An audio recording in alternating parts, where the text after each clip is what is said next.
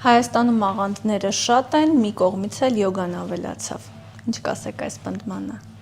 Դա ով է ասում։ Տարածված կարծիք կա, որ ասում են յոգան եւս մեկ աղանդ է, որ եկել է քրիստոնեությունը խալխլելու, պետության հիմքերը խալխլելու, ոնց որ նման նպատակ ունեն նաեւ աղանդները, որ մարդկանց խմբերի բաժանեն, միասնականություն չլինի։ Գիտեք, Անժելա ջան, դրանք ես կասեի բամբասանքներ են։ Հիմնավորում չունի դա, որովհետեւ յոգան չէ, յոգան գիտություն է։ Հիմա ոնց որ ասենք, շուտ մեծ գիտություն, հա, եկել է որպեսզի մեր դիրքերը թույլատնի եւ այլն։ Գիտեք, միշտ էլ կգտնվեն մարդիկ, որ չեն հասկանա։ Դա նորմալ է։ Այնպես որ